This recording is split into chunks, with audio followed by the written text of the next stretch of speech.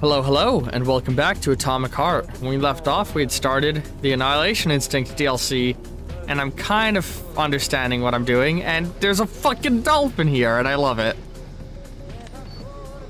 That yellow thing usually signifies that I can electrocute something to activate it, and I don't like the implication with that. But yeah, we made it to safety with whoever the hell this guy is, and Tyrant King asked me to attack him, so... Oh, I'm not allowed to. I was about to...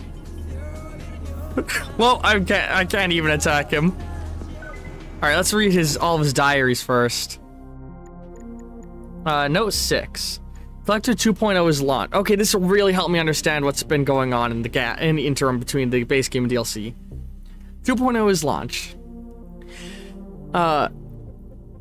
This is a grand day in human history. To all my colleagues and the progressive minds on the planet, congratulations on the dawn of this historic new age of the evolved mind.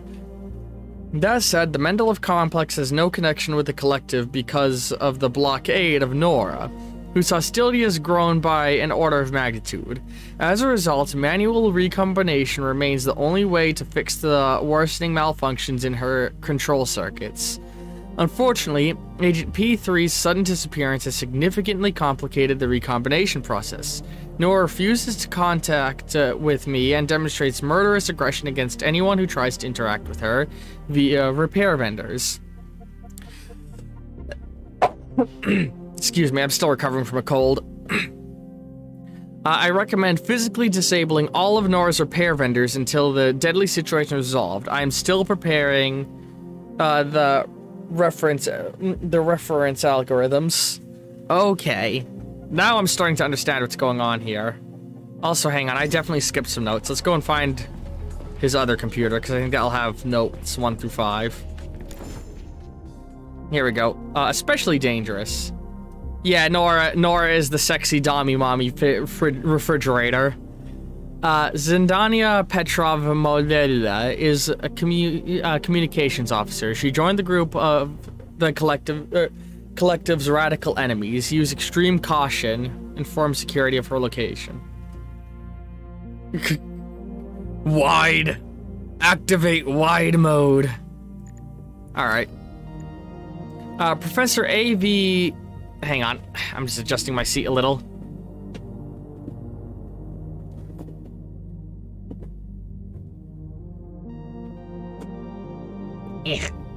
Sorry. I'm getting comfortable. Oh, shoot. Bumping things. Almost fucking up everything. Okay, we're good. Professor A.V. Lindenbev's lab notes. 1 hour ago, I received reports that Nora has independently disconnected from Collective 1.0 network and blocked all incoming communication lines. Nora is not responding to requests. I am urgently flying to the Mendeleev complex, where I will attempt to solve the problem on site. I think it's Russian, but I don't know. It is early in the morning, and none of my assistants are in the lab, but there is no time to wait no time to wait for personnel to arrive. I can read. Note 2. My orb just touched down at the Mendeleev complex. The situation is catastrophic. The complex has been captured by neural puppets operating in combat mode. Man, they had offhandedly talked about how the puppets can walk, so it makes sense that we can actually fight them now. The experimental labs are opened, and Spetteleg prototypes have been set free. All the employees here are dead. I'm starting an in-depth investigation of the scene. Everything is worse than I expected. Lacking the proper expertise, the traitor Petrov attempted a second-rate preemptive hack on Nora. He not only failed to subdue her brain, but also triggered an unbound aggravation of the dangerous pathologies he injected into her control algorithm. Nora is out of control, highly aggressive, and gripped by extremely unhealthy delusions arising from the aforementioned pathologies.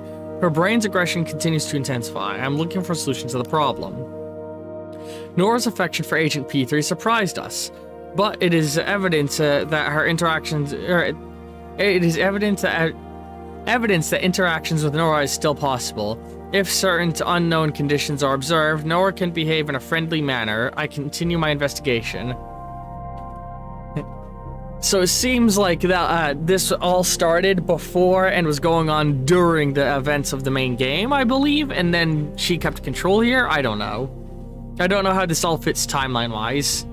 BEAD robot description.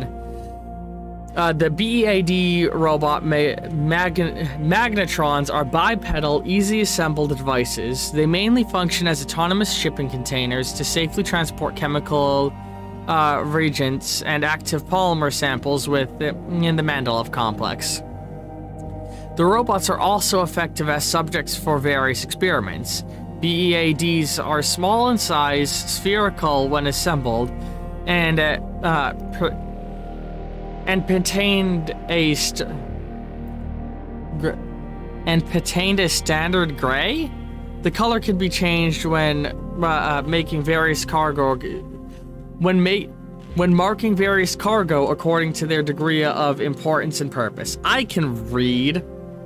Crown of Creation. Alright.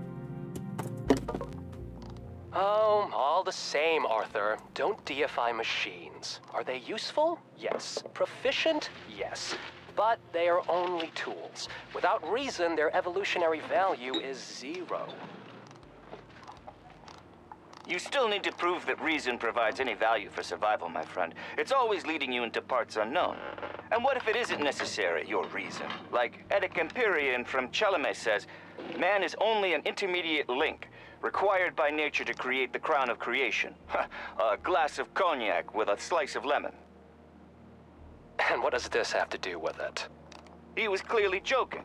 But what if we're just a stage in the evolution of conscious robots, and all our reason is just a tool in their evolutionary roadmap?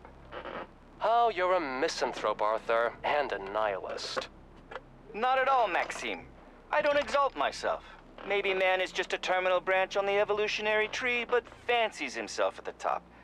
Maybe being there puts a sour taste in our mouths when it comes to further growth. Crown of creation. Speaking of taste, how about we hit the bar? I could go for a couple of Edic-style crowns of creation. A common philosophical point of view that exists when talking about us creating intelligent life beyond ourselves.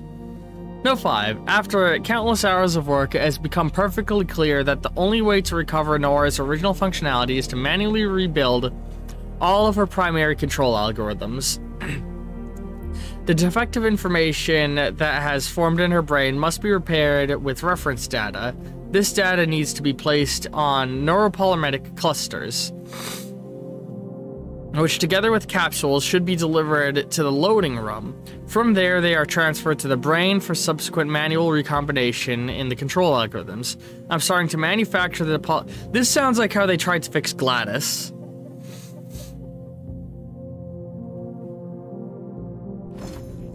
Yeah, it's like I said, a common point of view for like discussions of not even transhumanism, but like beyond humanism.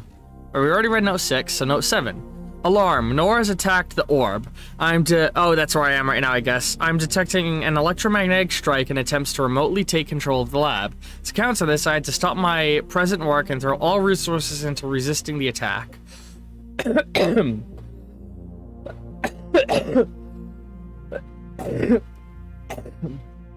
Sorry, still recovering from a cold, like I said.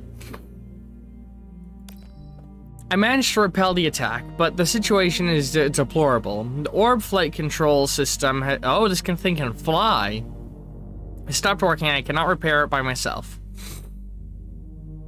After weighing all the pros and cons in view of the hostilities staged by our enemies after Collective 2.0 launch, I have decided to stay here and not to be evacuated by the military. I continue my preparations for the manual recombination process. You're rebuilding... Or this build... Yeah, I think that this thing can fly. I think the stick it's on might be a flying platform or something. So this is interesting. This guy was in here during the launch of Collective 2.0. So I feel like that means that he's not part of the hive mind that's been created yet. Note 9. The new polymetic clusters are already in place in the module capsules. I decided to use the BEADs I currently have at my disposal to transport the capsules to the loading room. I loaded the BAD Plus with I'm gonna call them beds from now on. With launch fragments of the entire recombination, whose neuropolymer carry, yeah, blah blah, the things to reprogram her brain. Small debt.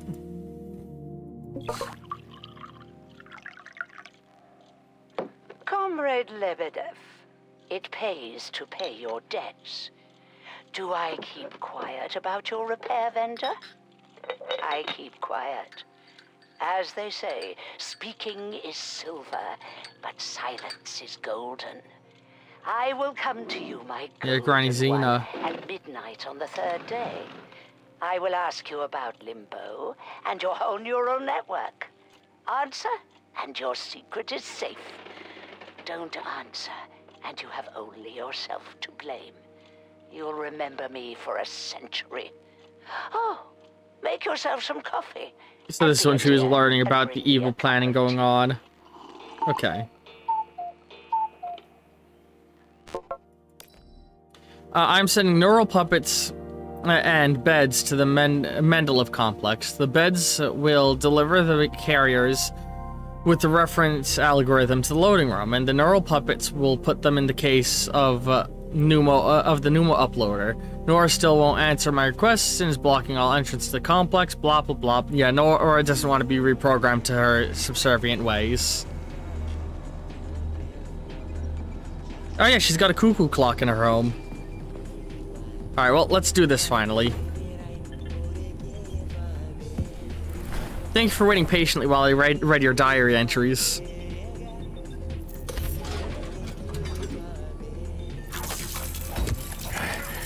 Great. I want to put my dick in that. What the hell?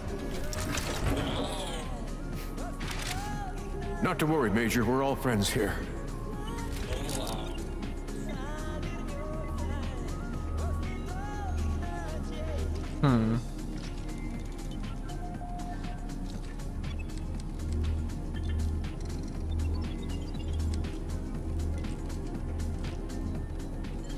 How many days was I out? Has the collective already been launched? 3 days. But thanks to you, Sergei, Collective 2.0 was bang on time and is growing by the hour. Oh boy. Accepting thousands of people from all around the world. Why weren't you able to immediately nab Granny Xena if she's gone mad? Another candy bar. No, she hasn't gone mad by any means. She's a colonel of the USSR's counterintelligence service and the supervisor of the government's secret communications hub. It's just that she basically joined the Collective's enemies. Help yourself. Oh no, don't worry. It's just chocolate. All the more reason. Why wasn't she arrested immediately?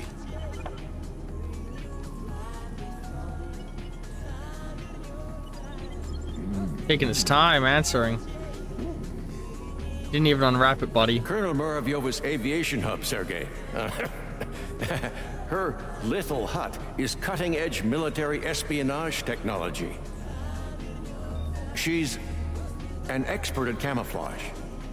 So, monitoring her hut is impossible, even from my lab. That's why I was more than surprised when she showed up here. So this guy is still pro-collective because he doesn't know what's really going on like I do. Got it. What does Granny want? She wants Nora, Sergei. You should know by now that Nora's essentially an autonomous weapons manufacturing plant. That's why Xena Ida is eager to control her. And the dummies. Is that Xena too? Yes, Sergei. Colonel Muravyova took over Mendeleev's control hub, which controls the... what did you call them? The dummies. So the complex has been blockaded by 2 psychopaths. Granny's clearly on your side, P3. First, Nora set up her magnetic dome And then Zinaida took control of the robots on the surface and tried to suppress her.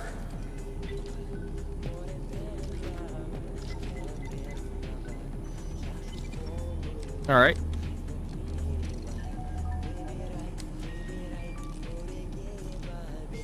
What's with the dummies? They puppets? Huh? They're the M4D5's special series, MADS.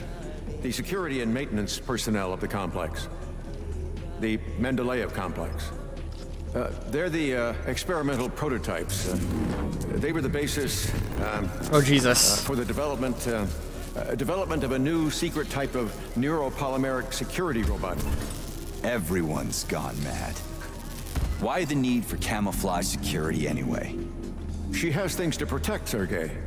Mendeleev's Nora's birthplace. The depths of the complex contain her brain. Or her heart, if you prefer. Her atomic heart? What's more, the latest robot prototypes are being developed here. They're made entirely out of non-solid polymers. I don't think Nora is being used. I think both Collective, i.e. this guy, and Granny Xena want to use Nora, but Nora is still independent. So they're trying to take control of Nora, but Nora's like, I'm a strong, independent woman who only needs one man to be my pet. How did you end up here? And why can't we just fly your lab out of here? I found out about Nora's malfunction, and I headed over here immediately. She's my invention. So I'm responsible for her. I couldn't restart the control algorithms in time, and the self-analysis malfunction made everything worse. Now Nora is preventing all my attempts to debug her. She considers them acts of violence against her as a woman. But, Professor, the lab appears to be undamaged. That's right, that's right. Nora doesn't have the capability to attack it, but she's doing a great job of using her electromagnetic jammers to knock out my engines. So there's code limits in her code is stopping her literally from bogged attacking down the in middle of lab. a magnetic field. And Nora has also blocked any ability to remotely connect to her interfaces. Okay. Okay, so my glove is good to go. What now? Where do we start? By looking for BD robots that contain Nora's reference algorithms. All good. You can take your handout now. Braided neuromanipulators. That reminds me of I can't quite remember. Turned out pretty well. My if wife I do must have say had so braided myself. hair. Kinda. But don't forget, Sergei, I'm a scientist. I don't have any combat modules, but your glove is equipped with a standard kit, including a scanner, telekay, and a polymeric sphere. It also has a comms module that I can use to give you guidance on your mission. You can still upgrade your gear using Nora. If she doesn't refuse to help, that is. She surely won't. So where should I look for these BDs?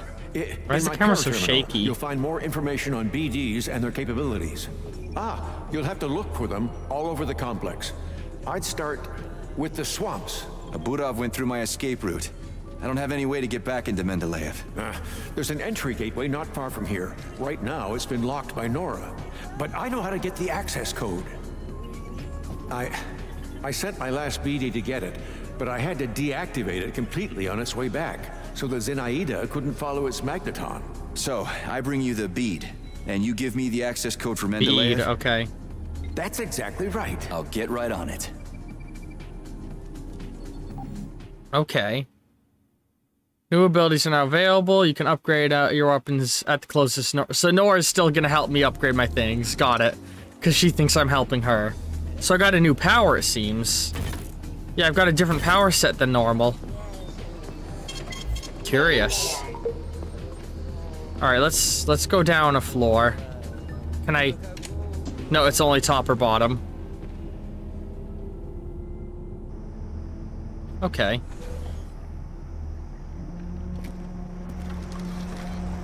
Oh god. Technostasis. Okay, let's test these out. Ah. Okay, I got the shield, I got the shock, and I got technostasis, which seems like it slows them down.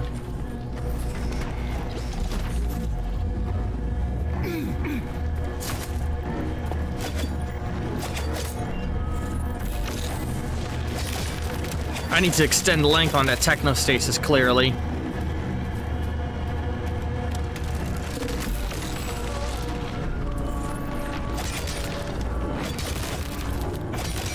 If I can't use any other powers at the same time as technostasis, that's good to know.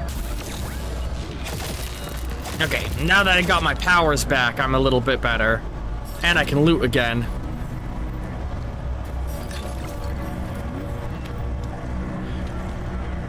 Where's... And I can even scan again. I don't know what we're gonna see in the swamp. Nothing good, I'm sure. I'm assuming, yeah. So I guess the reason I don't have the map is because there's the whole field that she's generating over everything. What is this? Oh, this must be right. So I feel like this part of the DLC is gonna be more or less open-ended exploration, or this DLC. Here's a tiny open world environment, just go ahead, run around it, and find things you want. What are those things swarming around? Alright, well.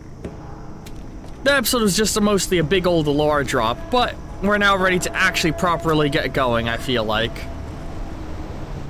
I don't feel too bad about making little progress in an episode with this being a daily series, so come back tomorrow for more. Hope you've all been enjoying this episode of... Oh, maybe that would make sense, sort of scout drones. But yeah, I hope you've all been enjoying this episode of Atomic Heart Annihilation Instinct. And, we'll see all you later. Hey, click an end card to watch some of my other content. Love y'all, ta-ta.